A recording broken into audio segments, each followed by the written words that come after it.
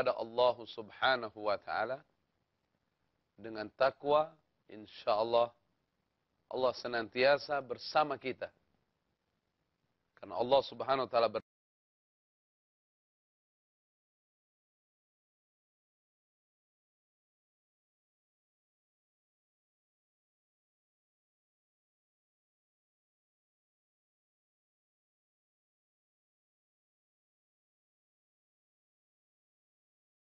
al-muttaqin, amin ya rabbal alamin.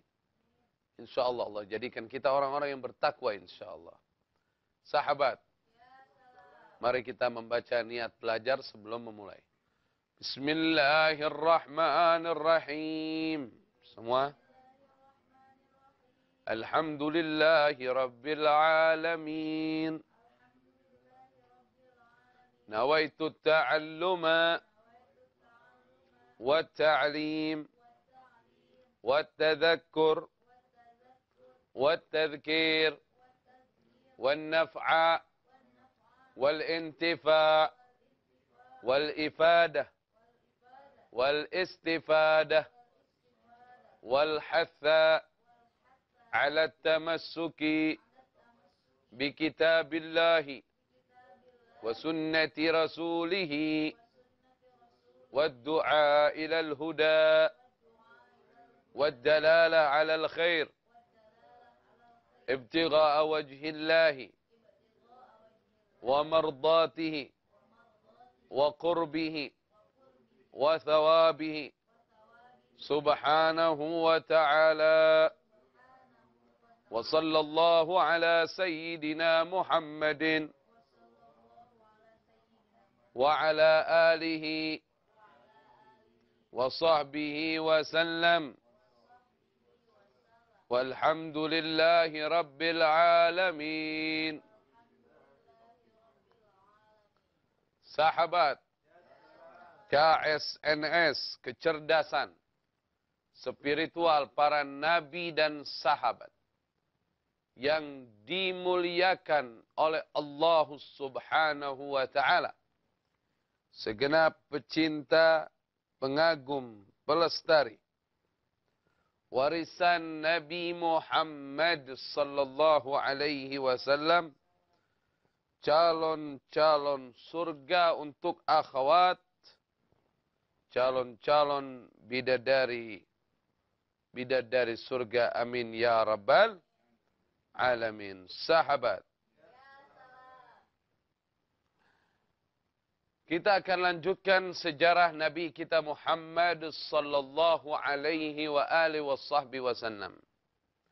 Kini Rasulullah sallallahu alaihi wasallam telah dikembalikan oleh Halimatus Sa'diyah ke tangan ibunya kembali, Sayyidati Aminah bintu Wahbin. Dan sekarang KSNS memasuki episode keberapa? 582 insyaallah. Sahabat, aradat Aminah an tazura qabri zawjiha Abdullah bil Madinah. Fastahabat maha waladaha Muhammadan wa jariyataha Barakah. فلما وصلت المدينة زارت قبر زوجها وأقامت عند أهلها أياما. Dikabarkan pada saat Nabi kita Muhammad sallallahu alaihi wasallam sudah bersama dengan Sayyidati Aminah, Sayyidati Aminah membawa Nabi kita Muhammad sallallahu alaihi wasallam dan didampingi oleh Barakah. Siapa itu Barakah? Barakah adalah budak milik ayahnya Nabi kita Muhammad sallallahu alaihi wasallam, Abdullah bin Abdul Muttalib. Jadi Barakah satu-satunya warisan budak dari ayahnya Nabi Sallallahu Alaihi Wasallam. Yang setelah beliau memiliki putra yang bernama Aiman, dijuluki dengan nama Ummu Aiman. Sebelumnya namanya Barokah. Karena dulu budak ayahnya Nabi SAW, maka dia menjadi budaknya ibunya dan Rasulullah SAW.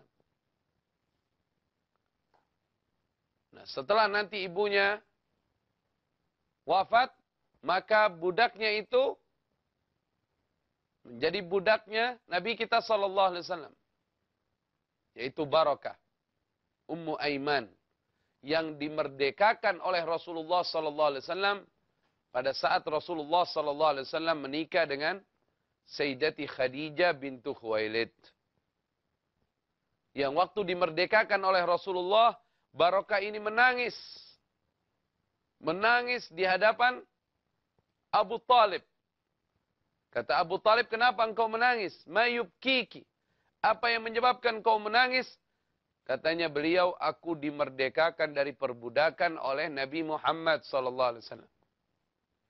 Orang namanya dimerdekakan dari perbudakan, tersenyum, gembira, senang. Ini menangis, sedih. Karena aku jadi makin jauh dengan Muhammad. Dia sangat mencintai Nabi kita Muhammad SAW. Melayani Rasulullah SAW. Seperti ibunya terhadap Nabi SAW. Hingga Rasulullah SAW pernah memuji Barakah, pernah memuji Ummu Aiman dengan sabda beliau sallallahu alaihi wasallam, Ummu Aiman ummi ba'da ummi.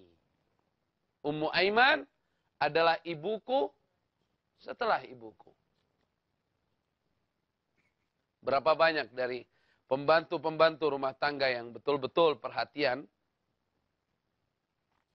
dengan anak majikannya, ikhlas, tidak lagi mengharapkan ingin dilihat oleh orang tua anak ini, tapi dia ikhlas mengurusi anak yang kecil ini. Akhirnya besarnya anak itu membawa manfaat untuk si pembantu rumah tangga itu. Banyak cara Allah Subhanahu wa ta'ala menghibur orang-orang yang memiliki keikhlasan di jalan Allah. Rasulullah SAW sangat mencintai Ummu Aiman. Seperti beliau mencintai ibunya sendiri. Jadi para sahabat radhiyallahu ta'ala anhum, semua hormat, semua sayang dengan Ummu Aiman. Bahkan dikabarkan Abu Bakar As-Siddiq dan Umar ibn al-Khattab radhiyallahu anhuma, keduanya datang ke rumah Ummu Aiman setelah Rasulullah SAW kembali ke rahmat Allah. Untuk belajar sesuatu dari Ummu Aiman. Karena Ummu Aiman memiliki banyak keistimewaan dari Allah Azza wa Jal. Bayangkan Sayyidina Abu Bakar, Sayyidina Umar datang untuk belajar ke rumah Ummu Aiman. Sallu ala Nabi. Allahumma salli wa sallim wa barik alaihi wa ala alih. Setiap orang yang dekat dengan Allah dan Rasulnya akan menjadi orang istimewa. Akan menjadi orang yang mulia.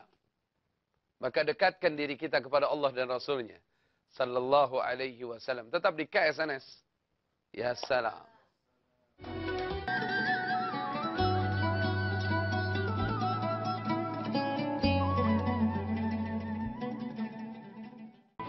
Algoritma Quran. Dimensi Muslim. Ahlan wa sahlan wa marhaban. Sahabat KSNS yang dimuliakan oleh Allah Subhanahu wa ta'ala. Segenap pecinta, pengagum, pelestari warisan Nabi Muhammad sallallahu alaihi wa alihi wa sahbihi wasallam. Calon-calon surga untuk akhwat, calon-calon bidadari surga, amin ya rabbal alamin. Jadi diriwayatkan lamma balaga Rasulullah sallallahu alaihi wasallam 6 sinin kharajat bihi ummuh ila akhawali Bani Adi bin An-Najjar bil Madinah.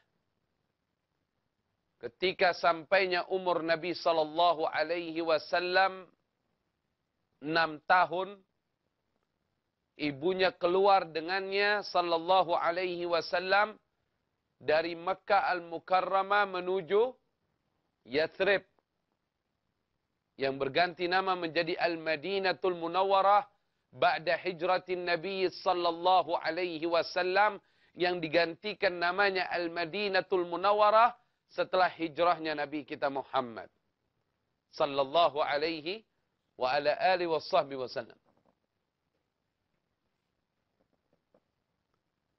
Nah, berangkat ke Yathrib. Tazuruhum, dalam keinginan untuk menziarahi mereka, baik menziarahi kubur ayahnya Nabi sallallahu alaihi wasallam, juga menziarahi keluarganya Bani Najjar, karena Bani Najjar adalah keluarga dari ibu dari ayahnya Nabi sallallahu alaihi wasallam yang bernama Fatimah. Makanya kalau ada pertanyaan, siapakah nama neneknya Rasulullah sallallahu alaihi wasallam? Jawabannya Fatimah. Itu sering tuh. Waktu itu ada orang tua wali murid tanya sama saya. Anak saya ditanya nih, siapa nama neneknya Rasulullah? Fatimah namanya. Kakeknya Abdul Muttalib, nama neneknya Nabi sallallahu alaihi wasallam. Ibunya dari Abdullah, namanya Fatimah. Dari Bani Najjar, orang Madinah, orang Yathrib. Nah, bersamanya, wa ma'ahu Ummu Aiman. Bersamanya adalah Ummu Aiman. Tadi kita lagi bicara tentang Ummu Aiman. Aiman ini nama aslinya Barakah Al-Habasyiyah bintu Tha'labah. Namanya Barakah Al-Habasyiyah bintu Tha'labah radhiyallahu taala anha, di mana beliau sempat mengasuh Nabi sallallahu alaihi wasallam seperti ibunya, terlebih setelah ibunya kembali ke rahmat Allah Subhanahu wa taala. Beliau pernah didatangi oleh Sayyiduna Abu Bakar dan Sayyiduna Umar ketika Nabi sallallahu alaihi wasallam kembali ke rahmat Allah. Abu Bakar dan Umar berkunjung ke rumah Ummu Aiman. Ke rumah Ummu Aiman. Ummu Aiman sedang meneteskan air mata, sedang menangis. Banyak menangis Ummu Aiman. Setelah Nabi SAW kembali ke rahmat Allah. Tidak bisa tertawa lagi. Tidak bisa tersenyum lagi. Radhiyallahu ta'ala anha. Ditanya oleh Abu Bakar As-Siddiq. Ma biki ya Umma Aiman. Ada apa denganmu wahai Ummu Aiman? Dia bilang, dengan kembalinya Nabi Muhammad SAW ke rahmat Allah, wahyu telah putus. Setiap saat kita dengarkan wahyu dari Allah, risalah dari Allah Subhanahu wa taala. Tapi kini wahyu telah putus ya Abu Bakar ya Umar. Hebat ya. Pecinta Al-Quran. Pecinta wahyu Allah. Wanita yang dekat dengan Allah Subhanahu wa ta'ala. Dan beliau dinikahkan oleh Nabi SAW dengan Zaid bin Harisah. Dapat anak namanya Usamah bin Zaid. Usamah bin Zaid adalah anak yang sangat dekat dengan Nabi SAW. Di mana ibunya Usamah adalah ibunya Nabi SAW. Ibu angkatnya Rasulullah maksud saya. Dan Zaid bin Harisah, ayahnya Usamah, adalah anak angkatnya Nabi kita Muhammad SAW. Makanya Usamah termasuk orang yang bisa masuk pada saat memandikan Nabi SAW. Memandikan jenazah Rasulullah, Usamah ikut. Dan Usamah adalah pertama kali Rasulullah SAW mengangkat panglima perang termuda, Usamah bin Zaid. Yang usianya saat itu 17 tahun. Radhiyallahu ta'ala anhu. Dan beliau itu putra dari Ummu Aiman. Ummu Aiman yang selalu cinta dengan Nabi kita sallallahu alaihi wasallam. Jadi kerjanya itu bukan karena keterpaksaan dia budak. Tapi kerjanya betul-betul karena mencintai Nabi sallallahu alaihi wasallam. Siapapun kita saat ini, belajarlah seperti Ummu Aiman. Belajarlah seperti Ummu Aiman. Jika engkau sedang menjadi guru, maka murid-murid yang sedang kau ajar, maka merasalah bahwa mereka itu adalah anak-anakmu. Jika Anda menjadi pembantu rumah tangga, oh iya, pendengar KSNS pembantu rumah tangga juga banyak. Ada beberapa jamaah yang saya datangi ke rumahnya, dia bilang, pembantu saya sering nonton KSNS. Masya Allah. Anda yang menjadi pembantu rumah tangga, jangan niat kerja di rumah situ. Jangan niat kerja, tapi niat Anda memiliki pekerjaan itu. Anda sayang anak-anak majikan Anda seperti anak Anda sendiri. Anda yang menjadi guru pun demikian. Siapapun yang ditugaskan untuk apapun, bertugaslah dengan cinta. Bertugaslah dengan cinta. Kalau bertugas dengan cinta, yang keluar adalah ketulusan. Kalau ketulusan yang keluar, orang yang mengambil manfaat dari pekerjaan kita pun akan digerakkan oleh Allah untuk mencintai kita. Belajarlah dari Ummu Aiman. Belajarlah dari Ummu Aiman radhiyallahu taala anha wa ardaha. Subhanallah, indahnya sejarah. Sampai pembantu rumah tangga dapat nasihat dari Ummu Aiman. Saya punya ibu saya punya pembantu rumah tangga namanya almarhumah Makmin namanya. Makmin, orang dari Cibadak, Sukabumi. Kebetulan dulu nenek kita juga orang sana. Makmin kerja di rumah saya.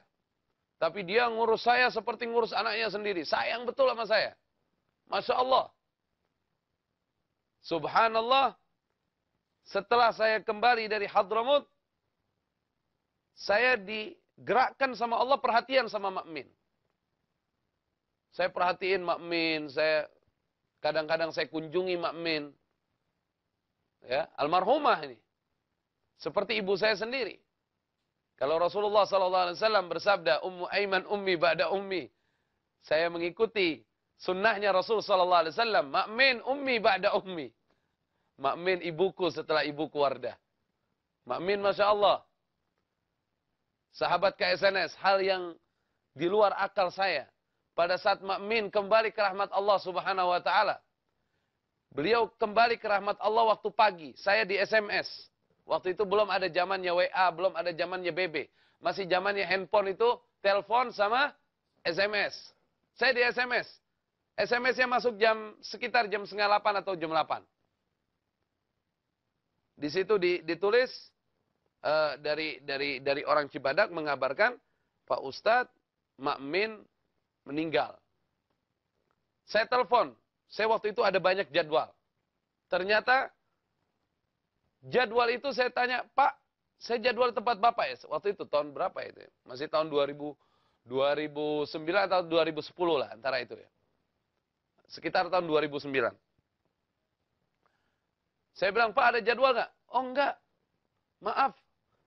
Emang kita nggak bisa pengajian hari ini dulu ya? Gitu. Minta maaf. Oh ya sudah. Ala kuli hal. Banyak jadwal yang sebenarnya saya ada jadwal itu tiba-tiba membatalkan saya. Jadi bukan saya yang batalin.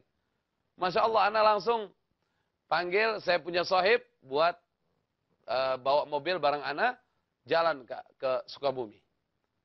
Daerah Sukabumi ini macet. Kalau orang jalan dari Jakarta jam 8, nyampe Sukabumi itu jam berapa? Nyampe Cibadak aja jam berapa? Tolnya belum jadi. Tolnya belum jadi yang ke Sukabumi. Baru sampai Ciawi. Bisa 4 jam kita. Bisa 5 jam sampai sana. Tapi ini Masya Allah. Saya juga di luar akal saya deh. Jam 8 dari Jakarta. Kok bisa sebelum jam 11 saya udah masuk Cibadak? Sebelum jam 11 saya udah masuk Cibadak. Sampai di sana ojeknya sudah siap. Saya naik ke atas gunung. Karena tinggalnya di gunung. Saya naik ojek ke atas gunung. Ini gerakan Allah semua. Allah yang mudahkan saya untuk berjalan ke sana. Sampai di sana, jenazah masih nunggu kita. Alhamdulillah, saya nyampe sebelum zuhur. Saya sholatkan jenazah, alhamdulillahirabbil alamin. Wa subhanallah, yang masuk ke alam kubur, yang masuk ke mana? Ke lahat, saya yang masuk. Saya yang masuk ke lahat. Saya yang bawa Makmin sampai ke lahatnya. Kemudian saya mendoakan Makmin di dalam. Saya mengazani, saya mengqomatkan. Kemudian setelah dikuburkan, saya ngasih sambutan apa semuanya. Saya berdoa lagi untuk Makmin. Masya Allah. Orang-orang situ Kaget. Kagetnya kenapa? Loh, ini siapa? Saya bilang saya anak yang diasuh sama Mak Min. Mak Min dulu kerja sama orang tua saya. Tapi saya kabarkan sama mereka pada saat ceramah saya. Mak Min adalah orang yang ikhlas. Dia bekerja dengan cinta. Dia bekerja dengan tulus. Dia menyayangi saya. Seperti ibu saya sayang sama saya. Allah yang gerakkan hati saya cinta kepada Mak Min. Sayang kepada Mak Min. Rumah saya Jakarta. Beliau di atas gunung. Kok bisa saya yang masuk ke lahatnya? Ini kan kejadian yang Masya Allah. Sahabat ke SNS. Sahabat. Ya salam dulu, ya salam. Mohon maaf sahabat. Saya bukan untuk memuji diri saya. Diri saya ini nggak ada apa-apanya. Tapi tarikan saya datang ke sana dari keikhlasan Mak Min. Saya ulangi. Dari keikhlasan Mak Min. Makanya Ummu Aiman ini mengingatkan saya kepada peristiwa Mak Min. Ummu Aiman ummi ba'da ummi, kata Nabi SAW. Ya salam. Makanya kita yang jadi guru sekarang, kita yang jadi apa? Bekerjalah dengan cinta. Seperti saya juga tuntutannya begitu. Saya nyampaikan di KSNS ini, saya harus menyampaikan dengan cinta. Saya harus sayang dengan program ini. Saya harus cinta dengan program ini. Dan sahabat-sahabat juga dimanapun Anda dapat kewajiban, dapat pekerjaan dari Allah Subhanahu Wa Taala, bekerjalah dengan cinta, bekerjalah dengan ketulusan, dengan keikhlasan. Insya Allah, Allah Subhanahu Wa Taala memberikan kita keberkahan, keselamatan dunia dan akhirat. Ini kisah yang luar biasa. Saat itu Nabi SAW berumur 6 tahun dengan ibunya Sayyidati Aminah dengan Ummu Aiman berangkat ke Madinah Al-Munawwarah. Berangkat ke Yasrib untuk berkunjung ke rumah saudari neneknya Nabi kita Muhammad SAW yang bernama Fatimah dari Bani Najjar.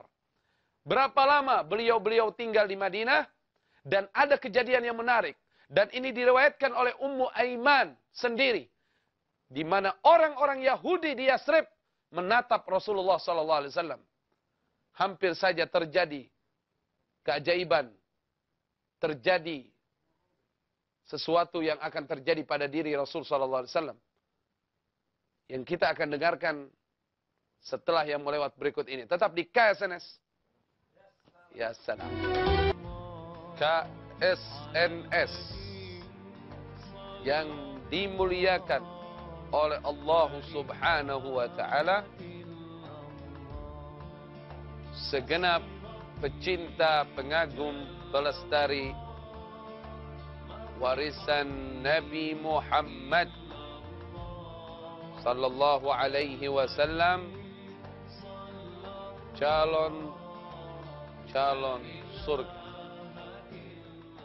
Untuk akhwat, calon bidadari surga, amin ya rabbal alamin. Diterangkan di dalam kitab Al-Mawahibul Ladunniyah bil Minah Al-Muhammadiyah, di mana diriwayatkan oleh Al-Imam Abdullah ibn Abbas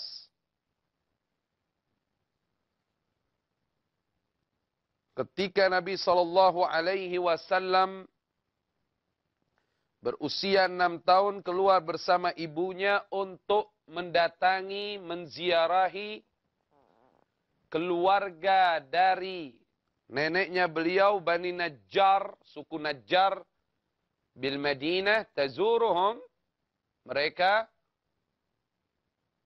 yaitu menziarahi mereka, wa ma'ahu Ummu Aiman. Wa aqamat bihi indahum syahra. Dan diriwayatkan mereka di Madinah Al-Munawwarah sempat tinggal 1 bulan lamanya. 1 bulan lamanya. Wa aqamat bihi indahum syahra. Dan Aminah bersama putranya Nabi kita Muhammad sallallahu alaihi wasallam bermukim bersama suku Bani Najjar syahra, sekitar 1 bulan lamanya. Karena perjalanannya juga kan panjang. Kalau kita naik bis aja Mekah, Madinah itu kan sekitar 5 sampai 6 jam.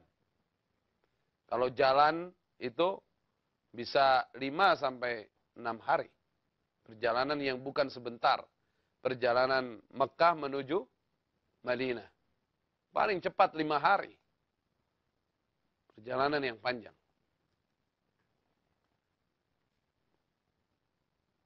Dan kemudian ada riwayat dari Ummu Aiman. Qalat Ummu Aiman, wa kana qaumun minal yahud yakhtalifun yanzurun ilayya. Katanya Nabi kita Muhammad sallallahu alaihi wasallam, belum perkataan Ummu Aiman, maaf. Bersabda Nabi kita Muhammad sallallahu alaihi wa alihi wasallam,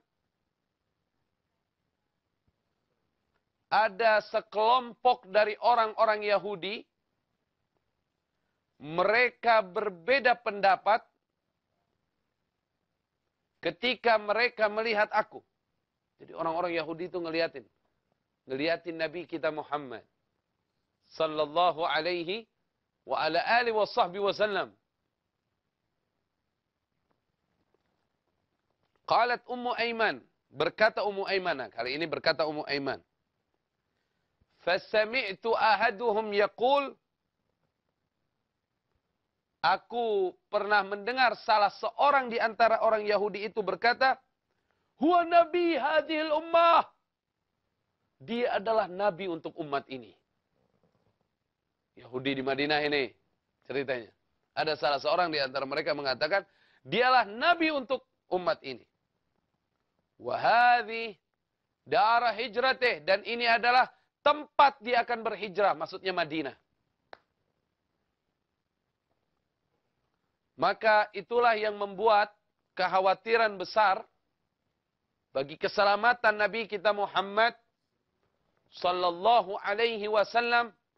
Ummu Aiman mengadukan kepada ibunya Aminah bintu Wahb.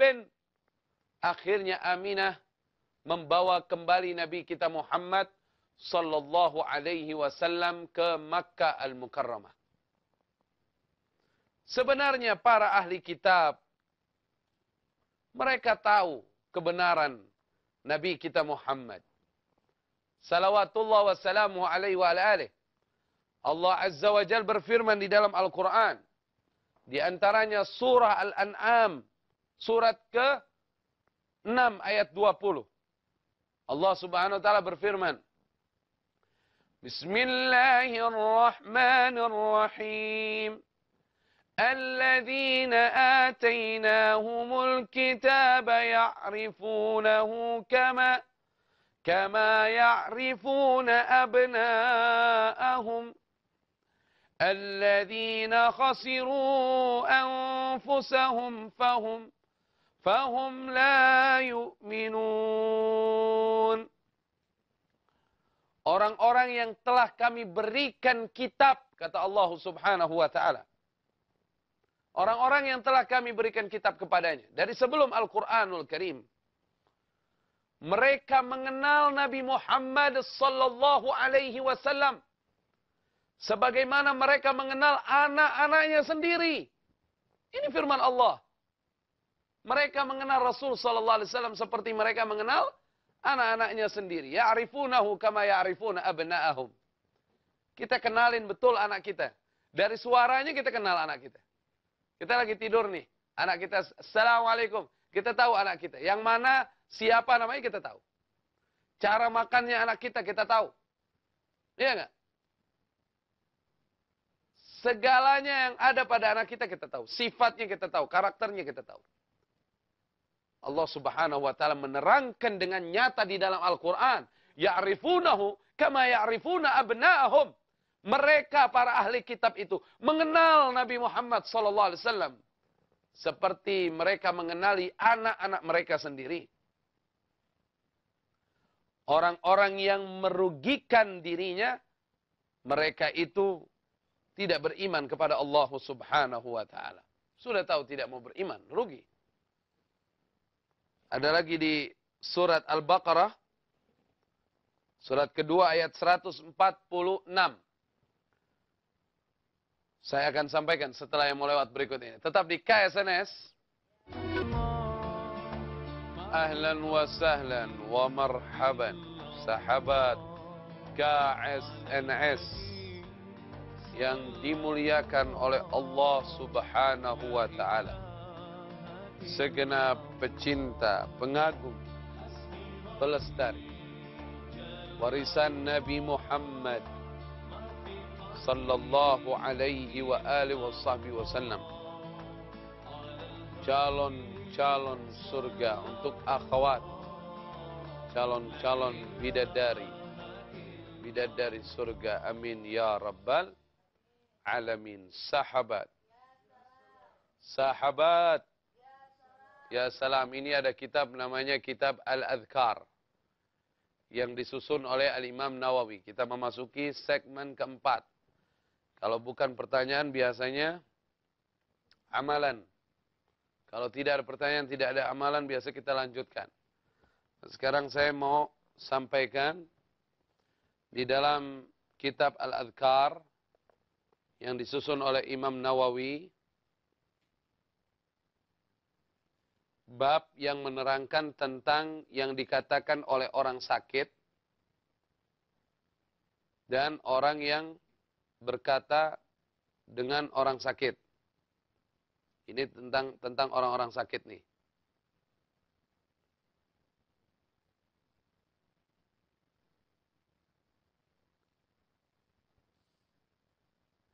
Ini insya Allah manfaat. Anda yang suka sakit kakinya, ada ibu-ibu yang suka sakit kakinya? Hah? Atau yang lagi sakit giginya? Atau yang sakit matanya? Atau yang sakit kepalanya? Sekarang yang sakitnya dipegang. Dipegang sama tangan. Yang sakitnya dipegang sama tangan. Ya. Kalau nggak ada sakitnya, pegang dadanya aja deh. Ya. Karena di sini kan qalbu kan. Insya Allah kalau ini baik, semuanya baik. Dan ini saya bukan maksudnya saya beralih menjadi pengobatan, bukan. Di sini saya hanya menyampaikan dakwah. Di urutan hadis ke-388 dari kitab Al-Adhkar yang diriwayatkan dalam Sahih Muslim. Ini hadis diriwayatkan oleh Sahih Muslim. Nanti dulu nggak apa-apa. Nggak usah dipegang dulu, dengarkan dulu. Jadi jangan salah paham. Ini amalan aja ini. Insya Allah manfaat. Diriwayatkan dalam Sahih Muslim. An Utsman bin Abil As radhiyallahu anhu annahu syaka ila Rasulillah sallallahu alaihi wasallam waj'an yajiduhu fi jasadih. Dari Utsman bin Abil As radhiyallahu anhu, sahabat Nabi kita Muhammad sallallahu alaihi wasallam yang datang curhat kepada Rasul sallallahu alaihi wasallam karena mendapati sakit di jasadnya. Yang dia dapatkan di bagian jasadnya.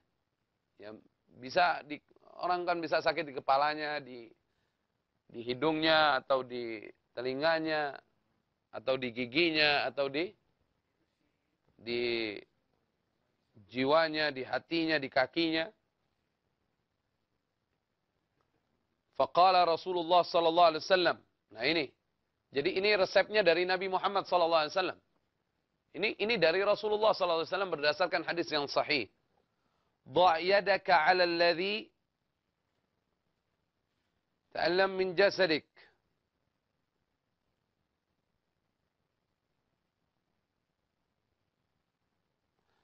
Maka taruhlah tanganmu terhadap apa yang sakit di bagian jasadmu itu. Maksudnya yang di kaki, yang di tangan, yang di mana, ya? Yang sakit ya. Kalau semuanya gimana? Ya semuanya di sini aja. Jangan semuanya dong, ya. Nah ini kata Nabi SAW, katakan ini. Nah, baca Bismillah 3 kali. Kemudian baca 7 kali. A'udzu bi'izzatillah wa qudratih. A'udzu bi'izzatillah wa qudratih. Aku berlindung kepada Allah dengan kemuliaan Allah dan kudrahnya Allah Subhanahu wa taala, min syarri, dari keburukan, ma ajidu wa uhadzir, dari yang aku dapati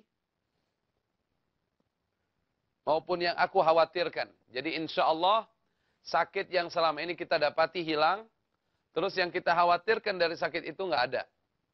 Itu manfaatnya. Sekarang langsung praktek. Ya, saya megang sini aja deh. Kalau yang sakit di bagian mana, pegang di bagian mana, ya. Bagian mana, ayo. Sudah dipegang bagian yang sakit. Sudah semuanya, insya Allah. Ya, sudah siap? Kalau nggak ada yang nggak merasakan sakit apa-apa, pegang dadanya sudah. Karena di sini letaknya qalbu kita, idza saluha qalb saluha jasadu kullu. Kalau hatinya baik, semuanya baik. Ayo, ucapkan setelah saya ya. Yang apa namanya? Yang khusyuk, yang yakin. Ini resep dari Nabi kita Muhammad sallallahu alaihi wasallam. Bismillah. Bismillah. Bismillah. A'udzu bi'izzatillah wa qudratihi min syarri ma ajidu wa uhadzir. A'udzu bi'izzatillah wa qudratihi min syarri ma ajidu wa uhadzir. A'udzu bi'izzatillah wa qudratihi min syarri ma ajidu wa uhadzir. A'udzu bi'izzatillah wa qudratihi min syarri ma ajidu wa uhadzir. A'udzu bi'izzatillah wa qudratihi min syarri ma ajidu wa uhadzir. A'udzu bi'izzatillah wa qudratihi min syarri ma ajidu wa uhadzir. A'udzu bi'izzatillah wa qudratihi min syarri ma ajidu wa uhadzir. Itu kita diajarkan itu oleh Nabi SAW. Kemudian tambahkan untuk afdalnya salawat. Wa sallallahu ala sayyidina Muhammadin. Ayo. Wa ala alihi wa sahbihi wa sallam. Walhamdulillahi rabbil alamin. Ya, jadi baca bismillah 3 kali. Kemudian doa tadi 7 kali. InsyaAllah manfaat untuk menyembuhkan sakit yang kita sedang derita. Dan yang kita khawatirkan insya Allah tidak terjadi dari penyakit tersebut. Tetap di KSNS. Ya salam. Menurut catatan sejarah, Rasulullah SAW itu sudah pernah datang ke Madinah sebelum hijrahnya. Sebelum hijrah beliau sallallahu alaihi wasallam bersama ibunya dan Ummu Aiman. Jadi kalau ada pertanyaan, siapakah sahabat Nabi Muhammad SAW yang pertama kali menemani Rasul ke Madinah? Maka jawabannya Ummu Aiman. Abu Bakar As-Siddiq adalah sahabat yang kedua menemani Rasul SAW sewaktu hijrah. Kalau sahabat yang pernah menemani Nabi SAW ke Madinah, itu Ummu Aiman. Karena waktu itu mengantar ibunya Aminah bintu Wahbin. Dan di sanalah katanya Ummu Aiman, ada orang-orang Yahudi yang mengatakan ini, Nabi yang akhir zaman ini. Karena kan waktu kelahirannya, sallallahu alaihi wasallam, itu di Yasrib semua Yahudi banyak tidak tidur malam itu. Dan banyak ahli kitab mereka menunjukkan bahwa Najmu Ahmad, itu adalah bintang Ahmad yang sesuai dengan Alkitab yang mereka pelajari. tidak datang bintang itu kecuali lahir Nabi kita Muhammad sallallahu alaihi wasallam. Dan di dalam surah Al-Baqarah juga Allah Subhanahu wa taala berfirman ayat 146, Bismillahirrahmanirrahim. Alladzina atainahumul kitaba ya'rifunahu kama ya'rifuna abna'ahum. Wa inna fariqan minhum la yaktumuna al-haqqa wa hum ya'lamun.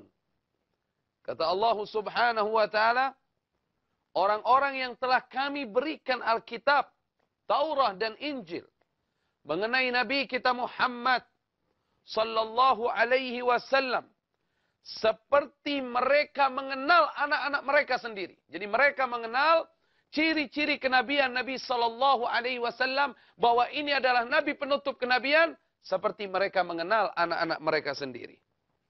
Dan sesungguhnya sebagian di antara mereka menyembunyikan kebenaran.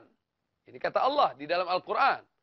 Sebagian daripada mereka menyembunyikan kebenaran, padahal mereka mengetahui. Tapi ada juga yang membongkar kebenaran itu. Seperti seorang ahli kitab yang bernama Bahira. Bahira membongkar kebenaran itu, bahwa ini adalah nabi penutup kenabian. Ya Abu Talib, waktu itu umur Rasul SAW kan 13 tahun, pengen dibawa ke Syam sama Abu Talib, kembalikan anak ini. Kalau anak ini dibawa ke Syam, saya takut orang-orang Yahudi membunuhnya. Bahira mengungkap kebenaran. Ada yang menutup, ada yang membuka. Kemudian Allah Subhanahu wa taala firmankan di ayat selanjutnya 147, Al-haqqu min rabbik. Fala takunanna minal mumtarin. Al-haqqu min rabbik. Kata Allah, kebenaran itu datang dari Tuhanmu. Kebenaran itu datang dari Tuhanmu, Allah Subhanahu wa taala. Fala takunanna minal mumtarin. Sebab itu janganlah kamu termasuk orang-orang yang ragu untuk menerima kebenaran. Sudah jelas. Kebenaran Nabi kita Muhammad sallallahu alaihi wasallam, utusan Allah, penutup kenabian. Beliau mendapatkan wahyu sebagaimana yang Allah pernah turunkan kepada Nabi Adam, Nabi Idris, Nabi Nuh sampai dengan Nabi Isa. Alaihim wa ala nabiyina afdhalus salat wassalam. Al-haqqu min rabbik. Fala takunanna minal mumtarin. Kebenaran sudah datang dari Tuhanmu. Jangan ragu untuk menerima kebenaran. Asyhadu an la ilaha illallah wa asyhadu anna Muhammadan abduhu wa rasuluh. Aku bersaksi tiada Tuhan yang disembah, yang boleh disembah kecuali hanya Allah Subhanahu wa taala. Dan sesungguhnya Nabi Muhammad adalah hamba Allah, utusan Allah sallallahu alaihi wa ala alihi wa sahbihi wasallam. Sahabat, ya salam. Jadi jelas pada saat itu akhirnya karena kekhawatiran, ada sebagian Yahudi sudah mulai melihat-lihat ciri-ciri Nabi SAW, sampai di antara mereka ada yang memegang badannya Rasulullah SAW, sehingga pada saat itu Aminah bintu Wahb memutuskan dengan barakah membawa kembali Nabi kita Muhammad sallallahu alaihi wasallam ke Mekah Al-Mukarramah. Namun tidak sampai di Mekah, yaitu di salah satu negeri yang bernama Abwa, qarib min Mekah, lebih dekat dari kota Mekah dibanding Madinah. Sudah berjalan jauh dari Madinah, di Abwa, Sayyidati Aminah bintu Wahb, ibunya Nabi kita Muhammad sallallahu alaihi wasallam, saat itu wafat di Abwa. Nah, saya ingin mengisahkan bagaimana kisah akhir hayat dari ibunya Nabi kita Muhammad sallallahu alaihi wasallam, insyaallah di episode akan datang insyaallah. Ada kata-kata yang menarik dari Sayyidati Aminah bintu Wahb tentang kebenaran kerasulan Nabi kita sallallahu alaihi wasallam, rahasia-rahasia yang dibongkar oleh Sayyidati Aminah terhadap Nabi kita sallallahu alaihi wasallam, yang insyaallah saya akan sampaikan di episode akan datang. Jangan lewatkan insyaallah. Barakallahu fina wa fikum. Mohon maaf atas segala kekhilafan. Doakan saya, doakan KSNS kita semua insyaallah dijaga sama Allah Subhanahu wa taala. Wallahu khairan hafizan wa huwa arhamur rahimin. Kita dapat sebuah nasihat besar pada pertemuan ini. Bekerjalah dengan ikhlas, bekerjalah dengan cinta, maka kau akan mendapatkan apa yang insya Allah kau inginkan. Insya Allah. Ada salah satu pepatah dalam bahasa Inggris bilang apa? No action, no heaven. Hah? No action, no heaven. Iya gak? Nah, apa? When you action, miracle happen. Ya salam. You understand? I love you. Kita nggak paham. Jadi artinya ya keajaiban itu selalu terjadi setelah adanya pekerjaan. Kita harus semangat untuk bekerja. Ya, semangat bekerja dengan cinta, bekerja dengan ikhlas. Insya Allah datang keajaiban-keajaiban dari Allah Subhanahu Wa Taala. Rabbana taqabbal minna innaka antas samiul alim wa tub alaina innaka antat tawwabur rahim. Wa sallallahu ala sayyidina Muhammad wa ala alihi wa sahbihi wa sallam. Alhamdulillahi rabbil alamin. Wallahul muwaffiq ila aqwamit thariq. Semoga Allah memberikan taufik kita berjalan di jalan istiqamah. Wa akhukum fillah Fikri Tariq. Saudara kalian yang butuh doa namanya Fikri Tariq. Wa nastaudiukumullah. Aku selalu bermohon kepada Allah semoga Allah menjaga kalian. Wassalamualaikum.